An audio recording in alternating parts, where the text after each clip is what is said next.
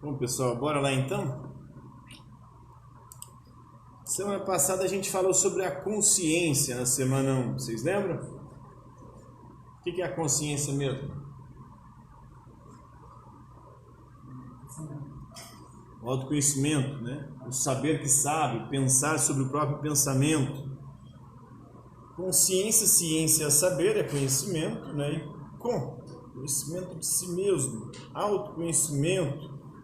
Essa experiência pode ser adquirida da consciência ou da autoconsciência através da meditação, é uma das formas de você atingir, e também nessa meditação atingir o controle emocional, saber lidar com as suas emoções e ficar presente, né?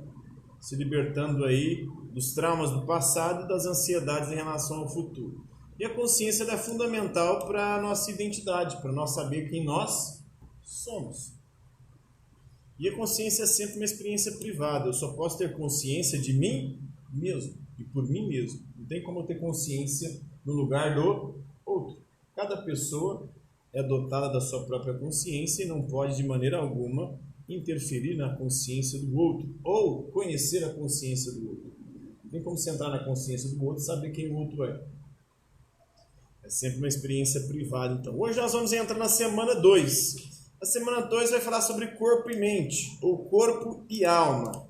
Será que corpo e mente, ou corpo e alma, são duas coisas distintas ou é uma única e mesma coisa?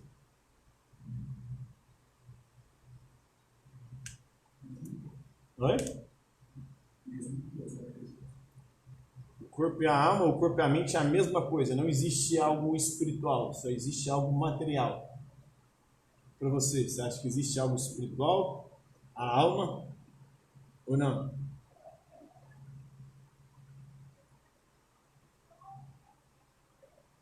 Tudo se resume ao corpo, morreu, acabou. Não? E você? Você acredita que existe algo além da matéria? Ou tudo se resume a essa matéria aqui?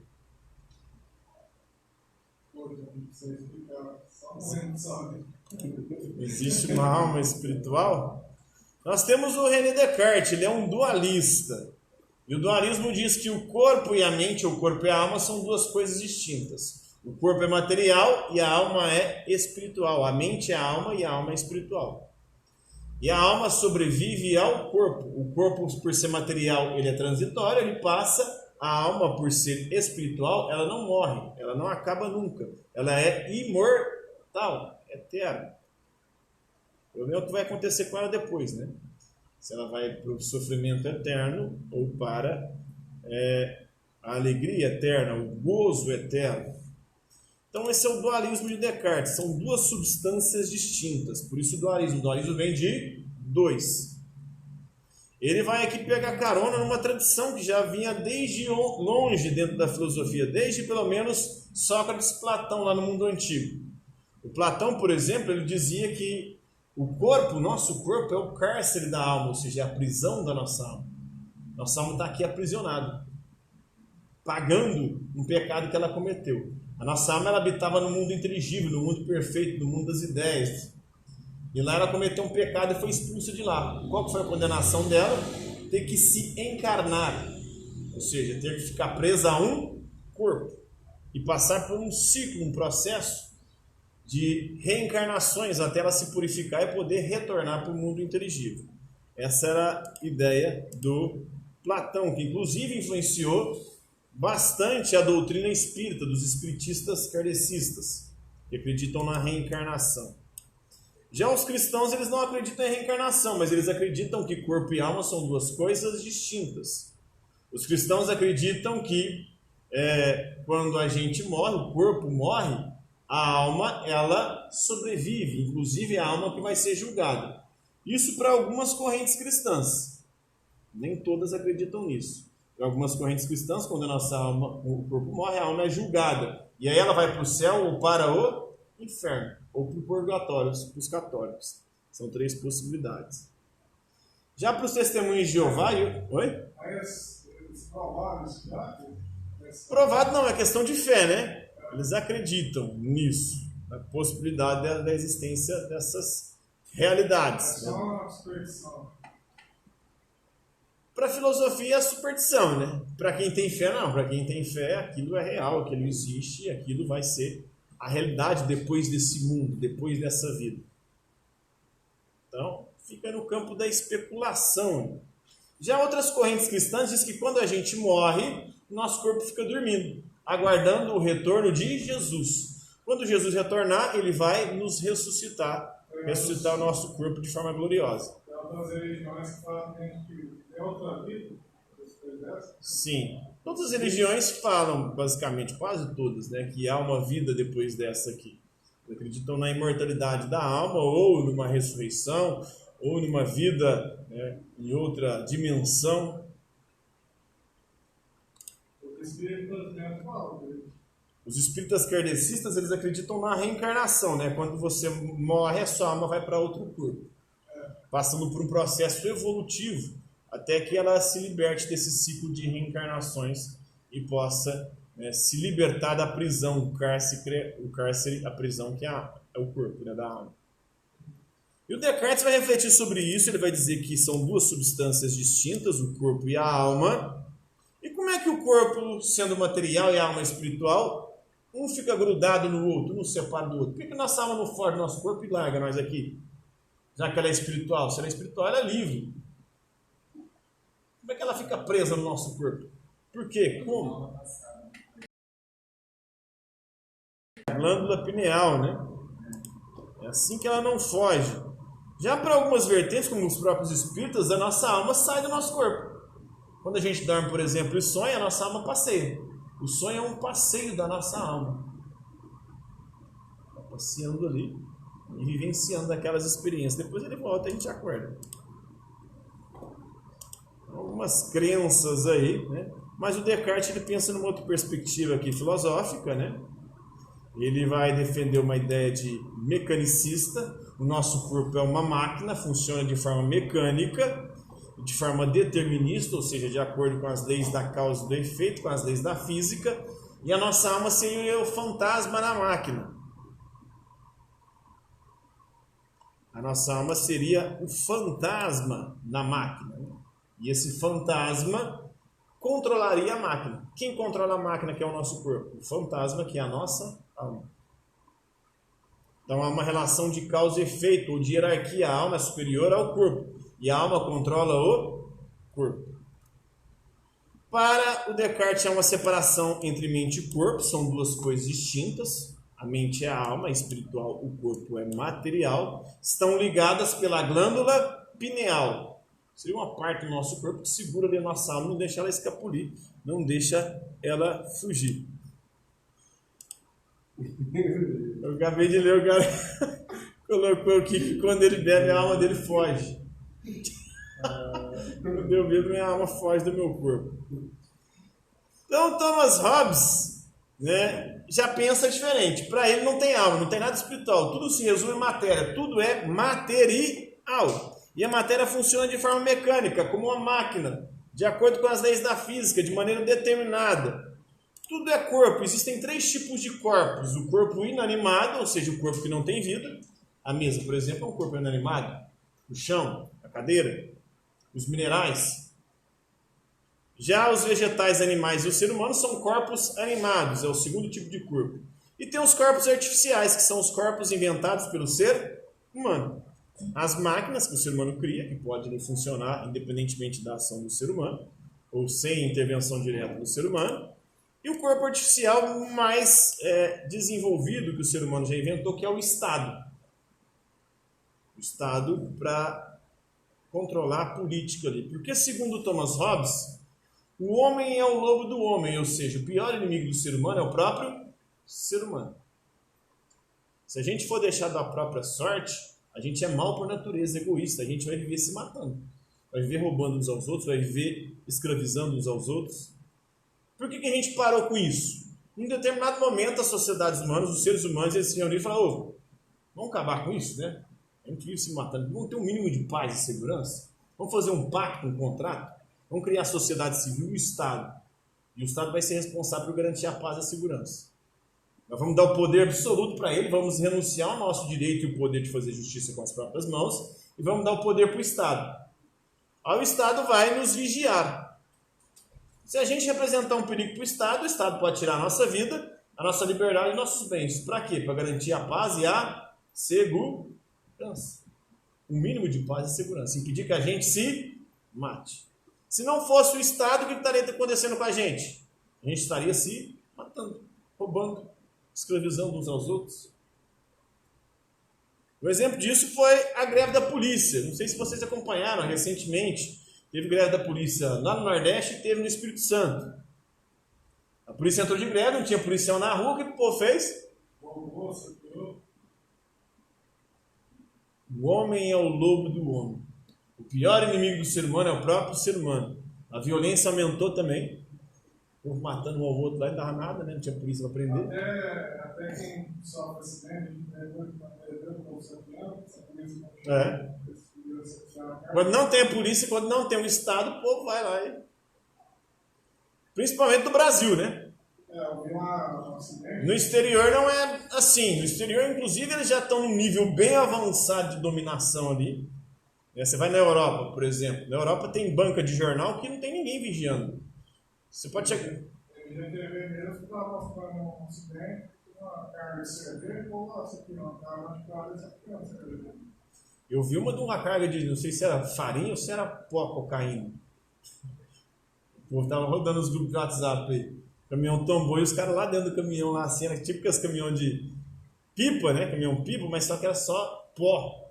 Eu não sei se era farinha ou se era cocaína. Os caras doidão lá que tem lá, jogaram como se fosse cocaína. Você criando tudo, né? Carrega tudo. E às vezes nem cai. Você falou, no Rio de Janeiro eles fazem muito isso com caminhão de açougue para roubar carne, né?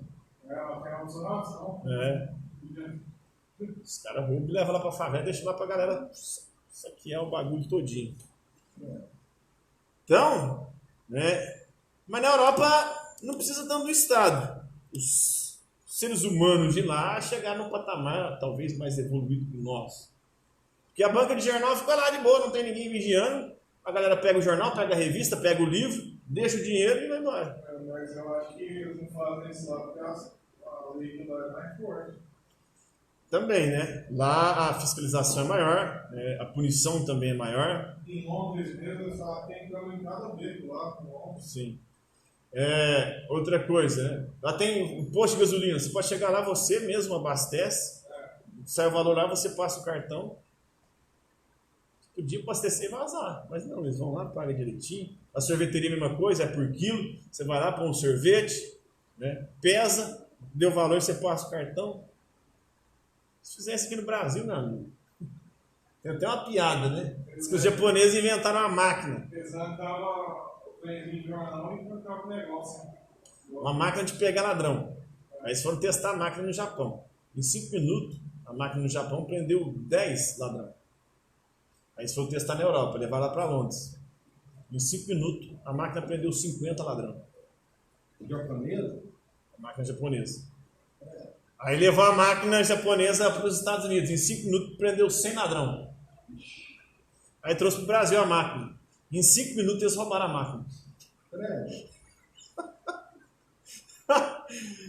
O brasileiro não tem limites, velho. O brasileiro é foda. Ai, meu Deus. Essa máquina era muito... Pois é, a máquina não consegue. Não tem nada vender os caras roubaram ela antes. Então, o bagulho é tenso. Então tudo é corpo e esse corpo artificial, o Estado seria ou teria sido criado para poder impedir que a gente se destrua e se mate. Igual no todo mundo, eu pensei que você jogar a porta, Tudo. o tijolo dentro do carro, aí dá o tijolo na mão e dentro do carro, tijolo, rouba. De novo, esse não. Tem vários, não, velho. De um lado, dizem os materialistas, a mente é um processo material ou físico, um produto do funcionamento cerebral. Então, para os materialistas, tudo que existe é matéria, não existe nada além da matéria. De outro lado, de acordo com as visões não materialistas, a mente é algo diferente do cérebro, podendo existir além dele. Ambas as posições estão enraizadas em uma longa tradição filosófica que remonta pelo menos à Grécia Antiga. Assim, enquanto Demócrito defendia a ideia de que tudo é composto de átomos, ou seja, de de partículas invisíveis e indivisíveis, que compõem a matéria, da qual tudo é constituído e não existe nada além da matéria. O que existe é matéria, átomos e vazio, por onde os átomos transitam. E todo pensamento é causado por movimentos físicos, ou seja, seria o movimento dos átomos no nosso cérebro. Já Platão insistia que o intelecto humano, a nossa alma, ela é imaterial, ela sobrevive à morte do corpo, inclusive ela reencarna em outros corpos depois que a gente morre. Eu tinha respondido isso aqui para vocês já? Você não? Então, a partir das informações das relações presentes no texto, conclui-se que a hipótese da independência da mente em relação ao cérebro teve origem no método científico? Não. O método científico só existe o cérebro. Para a ciência, para algo ser objeto de estudo da ciência, esse algo precisa ser empírico, ou seja, passivo de experiência. Tem como você experimentar a alma? Alguém já viu? Já ouviu? Já tocou a alma? Já? Sentiu o cheiro, o sabor? Então tem como ter uma experiência sensível da alma. Então ela não pode ser objeto de estudo da ciência. A dualidade entre mente e cérebro foi considerada por Descartes como a separação entre pensamento e extensão, em corpo e alma. Então é a B, a alternativa correta, né? O pensamento de Santo Agostinho se baseou em hipóteses empiristas. O empirista disse que todo conhecimento vem da experiência. Não, Santo Agostinho se inspira em Platão. Ele não era materialista, pelo contrário, ele era um dualista. Para ele existem duas cidades, a cidade dos homens, que é a cidade do pecado, que é esse mundo que a gente vive, e a cidade de Deus, que é o céu, para onde vai aqueles que viverem conforme a vontade de Deus aqui nesse mundo. Os argumentos materialistas resgatam a metafísica platônica? Não, os materialistas não acreditam em metafísica. O que é metafísica? Aquilo que existe além do mundo físico. Para os materialistas não existe nada além desse mundo.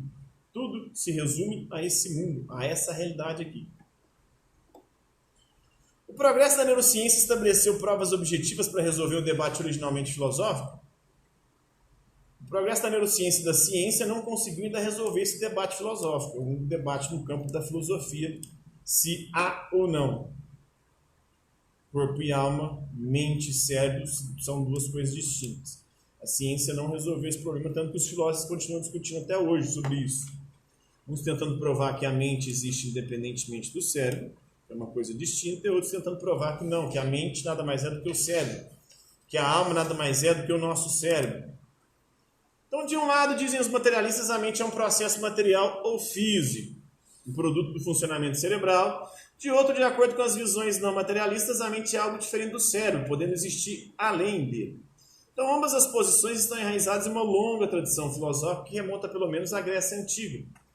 Assim, enquanto Demócrito defendia a ideia de que tudo é composto de átomos e todo pensamento é causado por seus movimentos físicos, Platão insistia aí que o intelecto humano é imaterial e que a alma sobrevive à morte do corpo. Então, a partir do trecho das informações constantes nessa semana do seu PET, disserte, né? Você vai falar sobre a seguinte questão. A mente, a alma, ela é uma extensão do cérebro? Ela é o próprio cérebro? Ou a mente e a alma, ela existe independentemente do cérebro?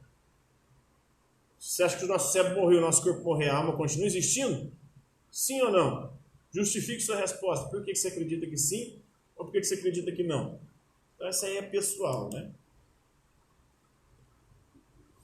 Vamos entrar agora na semana 3 com Baruch de Spinoza. Baruch de Spinoza, assim como Descartes, ele é um racionalista. Os filósofos racionalistas, eles acreditam que a razão é o princípio e origem de todo conhecimento, ou seja, nós conhecemos graças à razão. É isso que nos distingue dos outros seres. O ser humano é um animal racional, capaz de pensar. Os outros seres não são capazes de pensar. Então, o Spinoza é um racionalista. Ele vai defender uma ideia do paralelismo. Para ele não há hierarquia entre corpo e alma. O que nós chamamos de alma é uma expressão do nosso corpo, é o nosso cérebro. E não quer dizer que o nosso cérebro controla o nosso corpo. Nosso corpo controla o cérebro controla o corpo. Há uma relação de paralelismo, não tem uma hierarquia, um não é superior ao outro e um não é a causa do outro. Ambos funcionam de forma paralela, simultânea. Ele vai defender uma ética da felicidade. E como que a gente alcança a felicidade para o Spinoza? Para Spinoza, nós somos seres somos movidos, além de pela razão, também pelas paixões. Todas as relações que nós estabelecemos, de alguma forma, nos afetam. Então, nós somos seres afetivos. O que significa isso, ser um ser afetivo? Eu afeto os outros e os outros me afetam. E o afeto que eu posso provocar nos outros pode ser um afeto triste, um afeto alegre. O afeto que os outros podem provocar em mim pode ser um afeto triste ou alegre. O afeto triste é aquele que nos machuca, nos deixa mal, nos deixa para baixo, provoca em nós depressão, tira a nossa potência de viver. O afeto alegre é aquele afeto que aumenta a nossa energia, a nossa vontade de viver, a nossa alegria, a nossa potência de existir. Então nós somos seres movidos pela paixão. A paixão quer dizer que nós somos seres afetivos, seres que afetam e que somos afetados. E a gente tem que usar a nossa razão para atingir a felicidade. Por quê? Porque o problema nunca é a forma como o outro nos afeta. O problema está na maneira como eu interpreto a forma como o outro me afeta. Porque a mesma pessoa, ela pode provocar em você afetos, afeições tristes. Mas em outras pessoas ela pode provocar afeições alegres. Então qual que é o problema aí? É a pessoa ou é a forma como as pessoas interpretam essas afeições?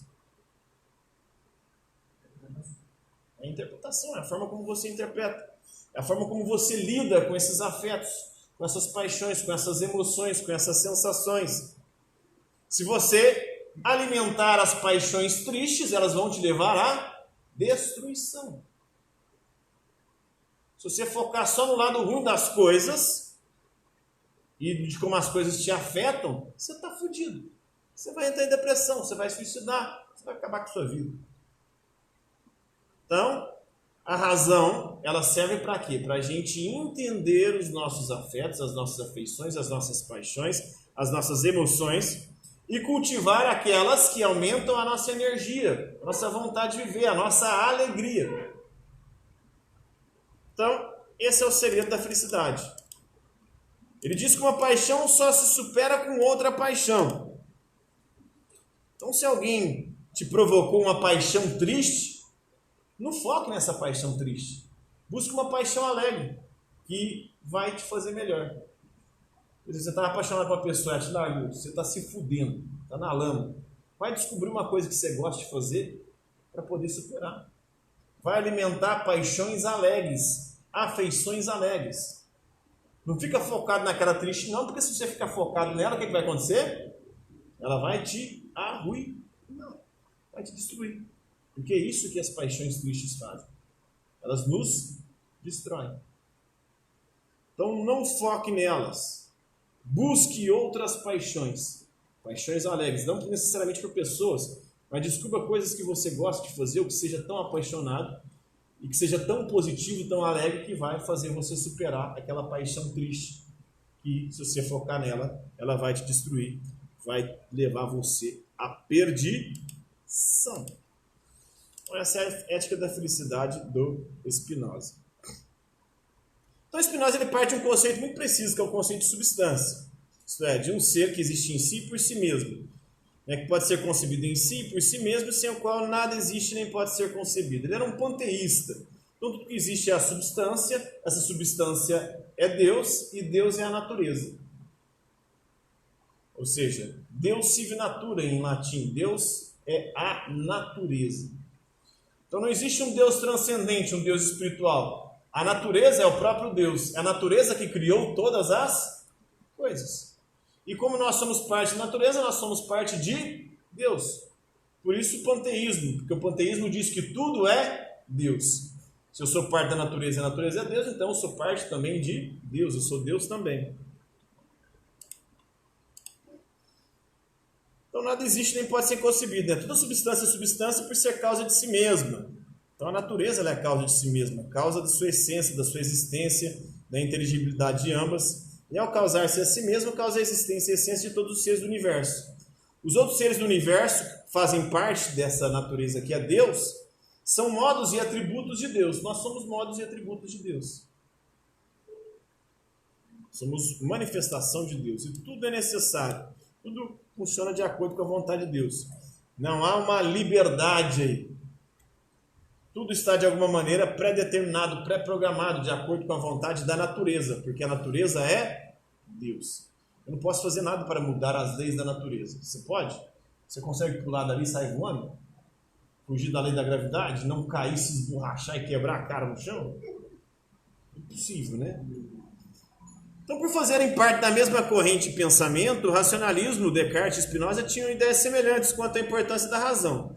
No entanto, quanto à substância, eles divergiam por quê? Porque o Spinoza é um monista, só existe uma substância, que é Deus ou a natureza. Para o Descartes existem duas substâncias, que é o corpo e a alma. A substância material e a substância espiritual, a substância pensante.